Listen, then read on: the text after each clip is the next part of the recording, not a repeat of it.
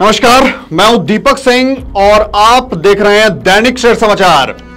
इस विधानसभा चुनाव में जम्मू कश्मीर में राजनीति जो है वो किस चरम पर है, इसकी आप कल्पना भी नहीं कर सकते। लोग यहां पर नेता जो हैं वो वोट हासिल करने के लिए क्या क्या लोगों के सामने कर रहे हैं, उसकी भी आप कल्पना नहीं कर सकते।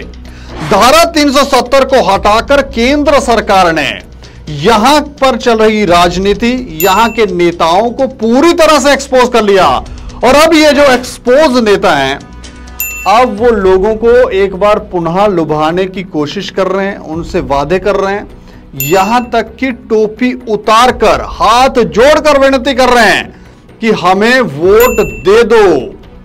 क्या कुछ ये घटनाक्रम चल रहा है और कौन सा ये नेता है जिसने टोपी उतारकर लोगों से हाथ जोड़कर विनती की है कि वो उन्हें वोट दें, और सिर्फ टोपी उतारने का उद्देश्य वोट मांगना था या इसके पीछे का कोई और कारण है, या वो माफी मांग रहे थे, इस खबर में बताने जा रहे हैं।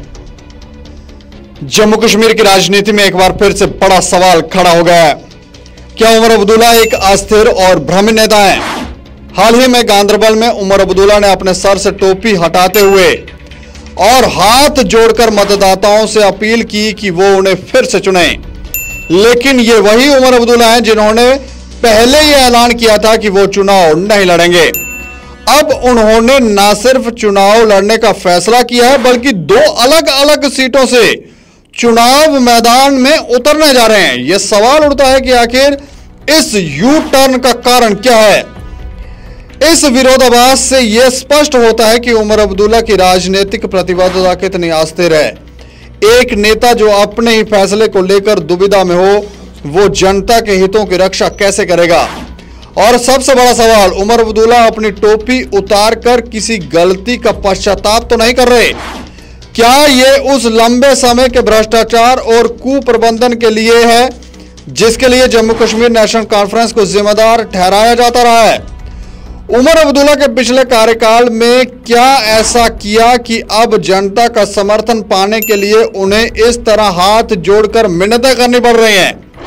जनता यह सवाल कर रही है कि नेशनल कॉन्फ्रेंस के पिछले कार्यकाल के दौरान हुए अन्याय और गलतियों के लिए जवाबदेही कब तय होगी।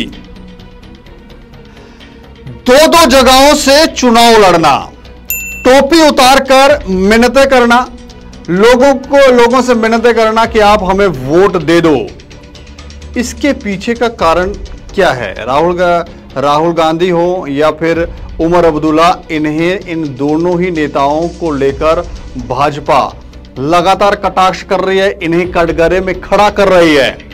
और उमर अब्दुल्ला ने पहले ही कहा था कि वो चुनाव नहीं लड़ेंगे, लेकिन अब तो दो सीटों से वो चुनाव लड़ रहे हैं। इसको लेकर भी कई सवाल खड़े हो रहे हैं। ये जो भी घटनाक्रम हो रहा है, इसके ऊपर आप लोग भी अपनी प्रतिक्रिया रखें और देखते रहें दैनिक सवेरा समाचार। मुझे और मेरे सहयोगी अरुण कुमार को दें इजाजत। नमस्कार।